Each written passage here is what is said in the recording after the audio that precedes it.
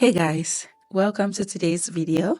So today's video, I'm going to be sharing 10 things you must do when starting a new job. So when you get that job, because of course I share a lot of videos on this channel of how to get a job, what you should do to get a job, how to prepare your cover letter, how to submit a good CV and all of that. So if you're looking for a job, of course this channel is a place for you to check for all those tips. So check around the channel and watch those videos. Now in this video, I am assuming that you have gotten the job. Congratulations. So I'm going to be sharing based on my experience because I have done 3 different jobs in the UK. I've worked with 3 different employers in the UK. One was when I was studying. The second one was, after studies and my current employer. So I've worked with 3 different employers in the UK and I've always had very good reviews. So based on my years of experience, this is what I think you should do when you get a new job. On your day 1, you're going to resume work and they are going to bombard you with a lot of resources to read. There's going to be reading materials, exams, watch videos, study materials, and then take the test so that you can pass and all of that because they are mandatory trainings that you should do.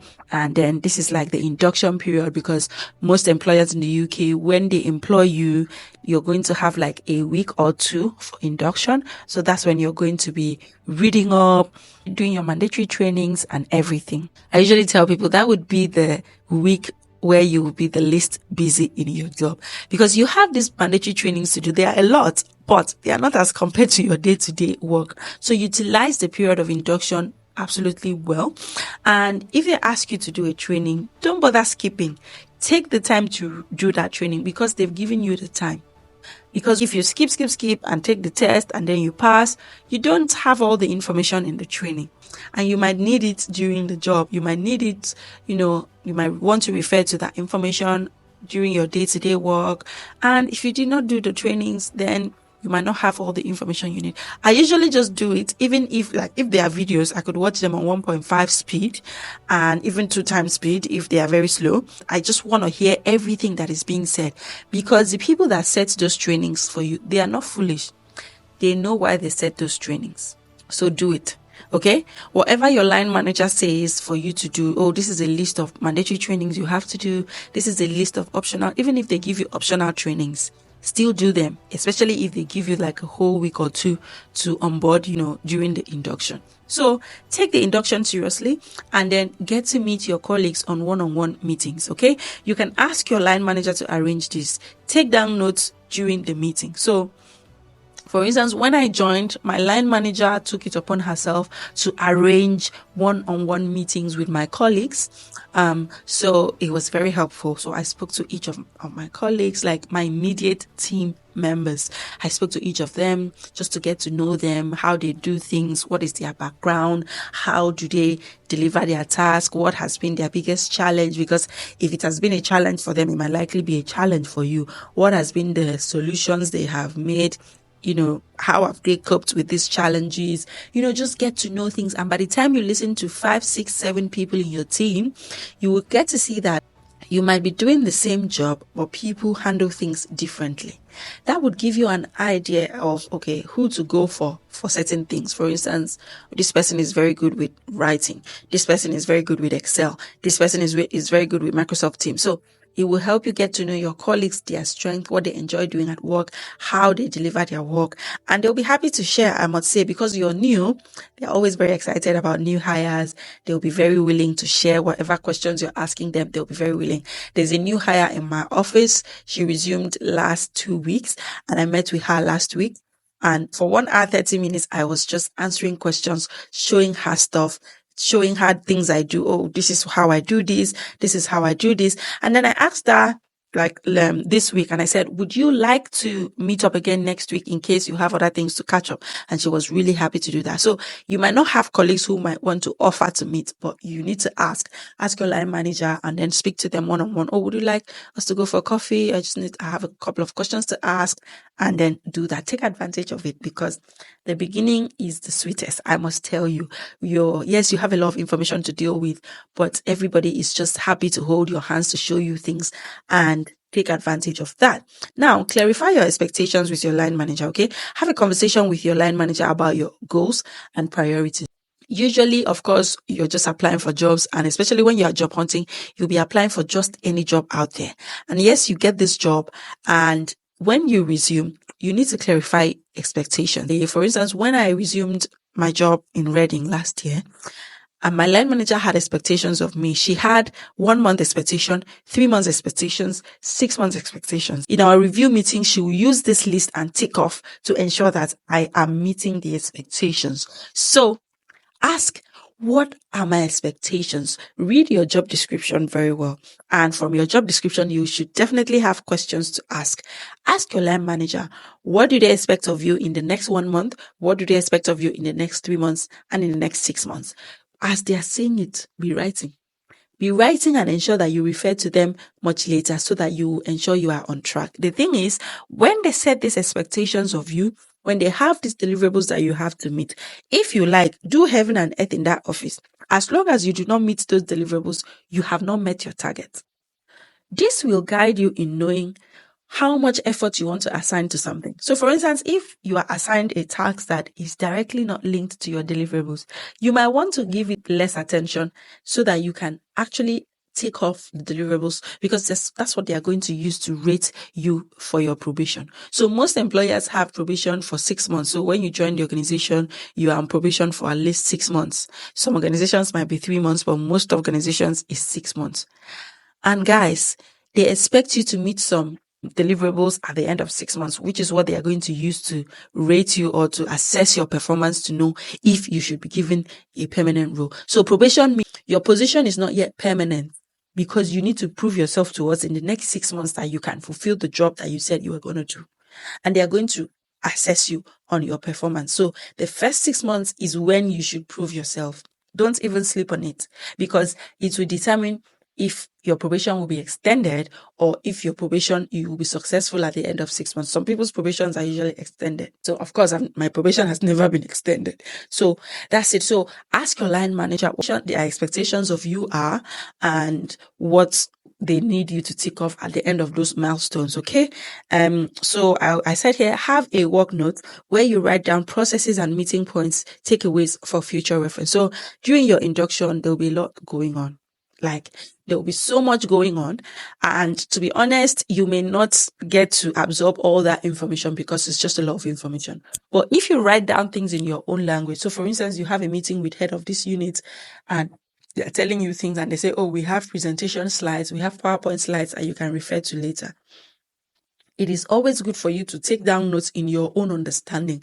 When you ask questions and they explain the questions to you or they give you answers, write the answers down in the way that you understand, because that's how it is for me. When I write things down in the way that I understand, it helps me when I'm referring to them much later. I have a work note on my laptop, but some people have a hard copy notes pad where they write down things. But I love to have a soft copy note on my laptop, because if I need something, I can easily do a search and I would have it in my notes.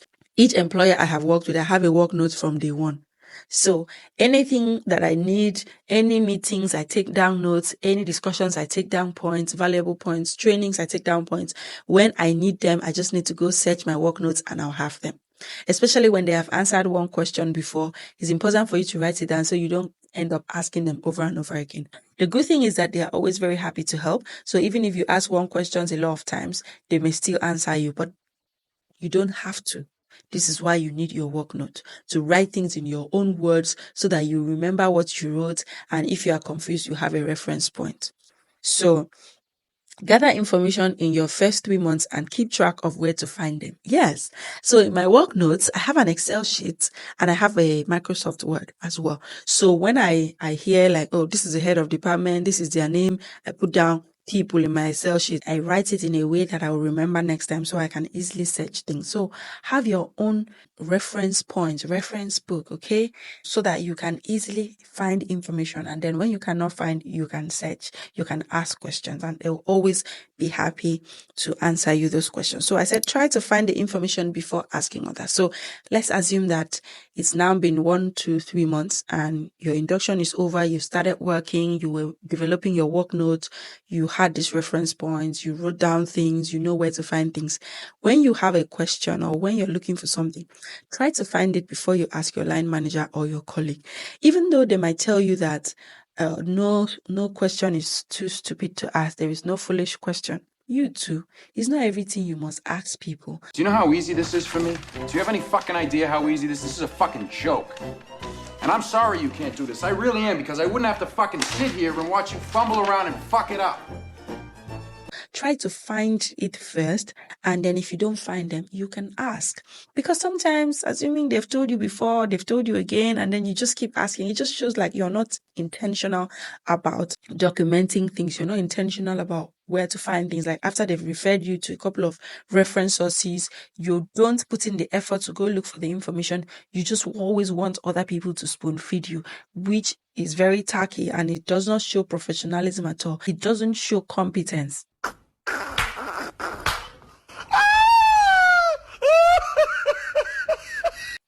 It shows irresponsibility. You don't want to be that person. So I said, write down questions and discussion points in preparation for your meetings. Assuming you have a weekly one-on-one meeting with your line manager, if you have team meetings, write down questions that you have that are relevant for those meetings so that you can ask. Don't always assume that you remember, because at those meetings, you might be discussing other things, and the most important things that you wanted to discuss, the questions you had, if you do not write them down, they might escape your memory. Don't always assume that you will remember. Once I have a question, I write it down and I ask it as soon as possible. And if you regularly meet with your line manager, it is ideal, or it is a good practice to write down all your questions so that when you go for this meeting, you present these questions to them and then they can answer. It makes the meeting rich. It makes the meeting robust and intentional. If you feel like these questions are not things that can be answered instantly, you can send them these questions ahead of the meeting so they can prepare and find the responses so that you guys can discuss in the meeting.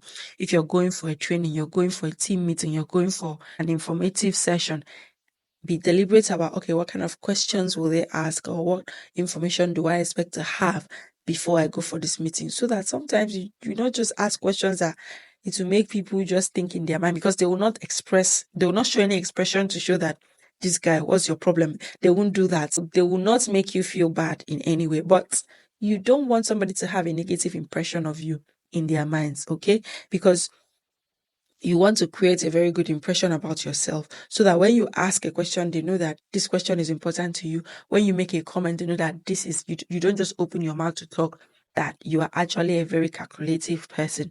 You are a responsible person, and they'll be able to listen to you. So another thing is contribute during meetings, questions, opinions, experiences, and desires. To be honest, don't be that person that the meeting will start and finish, and the only thing you said was, thank you for having us, or till we meet, or we'll talk later. You just, good morning at the meeting, you sit down, listen to every other person speak, and thank you at the end of the meeting. Really think outside the box. And I think that is one thing that is super important for us to do, like as a team, as a workplace, as a unit, as a group. Why are you there? Let me tell you, if you don't learn to make your voice heard, they would forget that you are there. You need to be somebody that will lend your voice, ask questions, share your opinions in a very professional way, of course.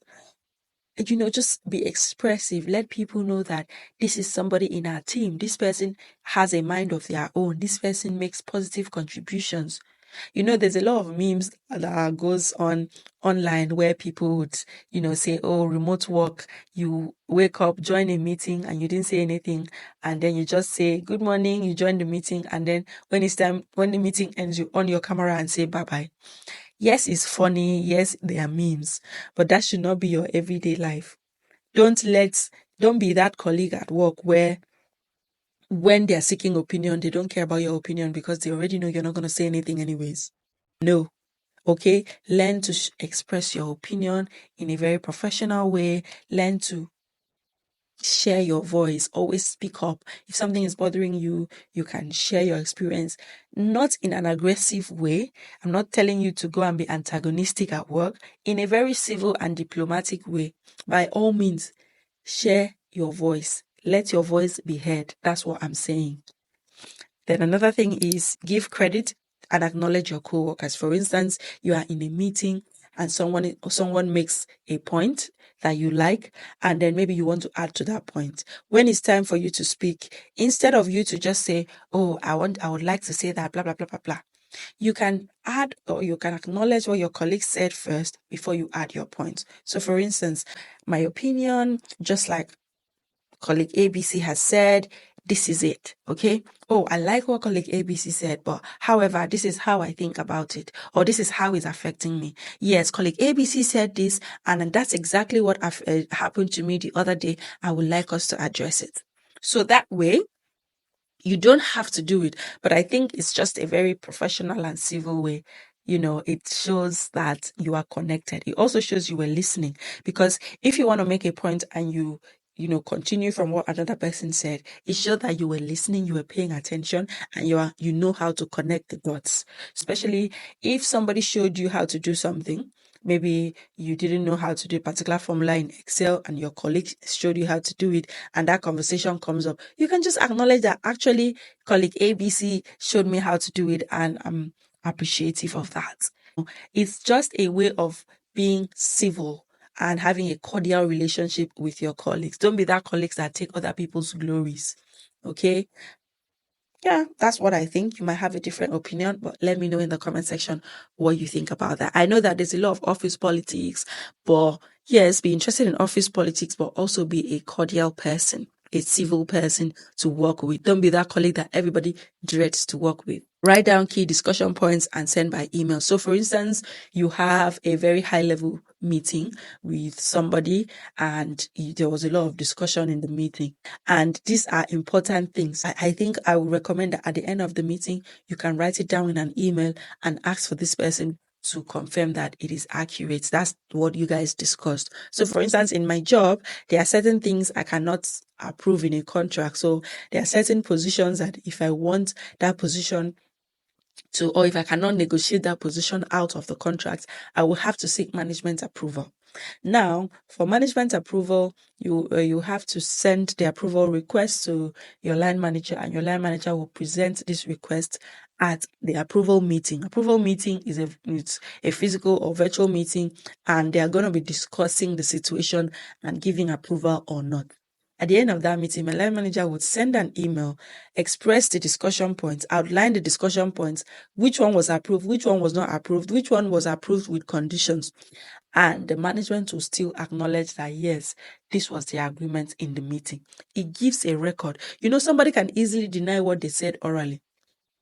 But if it was written down in an email, you cannot easily deny it because we see the evidence. But if it was merely oral, they will deny it. So if you're having a conversation with a co-worker or a colleague and you know that this is an important conversation and you would like to show evidence that somebody asked you to do this thing that you actually did, you don't just wake up in the morning and decide to do this, put it in writing.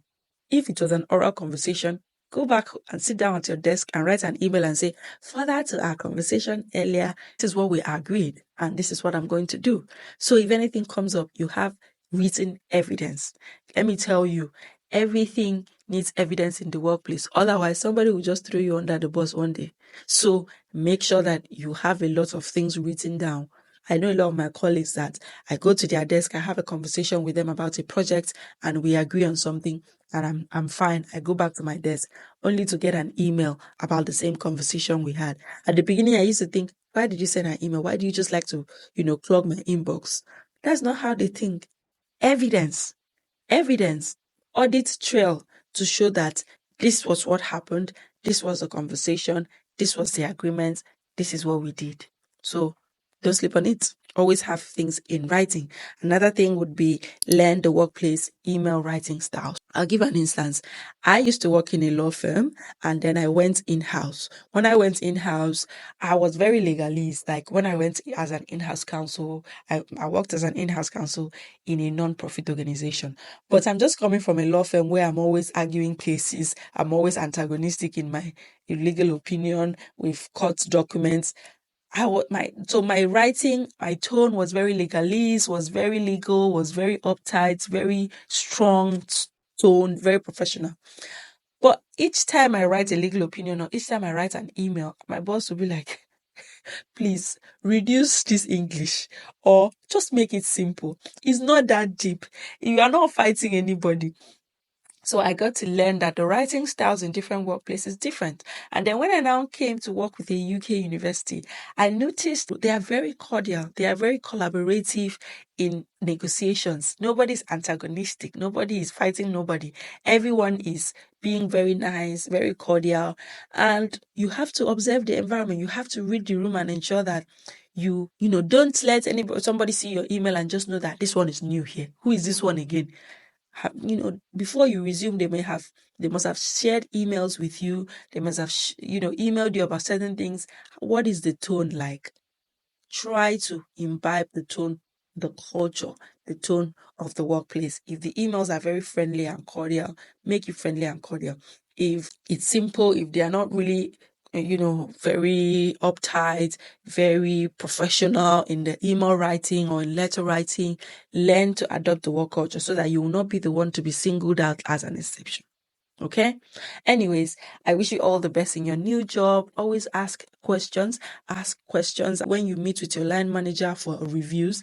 Ask for feedback. Ask your line manager, how do you think I'm performing so far?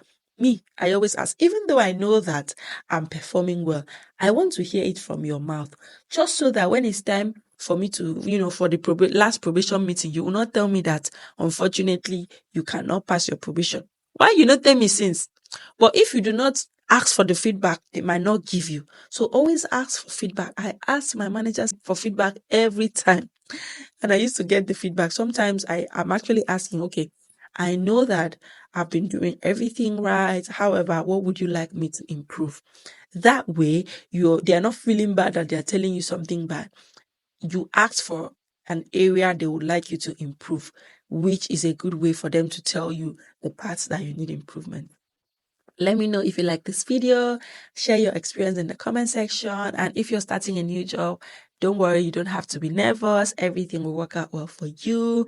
And yeah, I'll catch you guys in my next video. There's a video I did with Gabby where I shared UK workplace culture. You may wish to learn about, watch that video. And I did another video as well about UK work culture.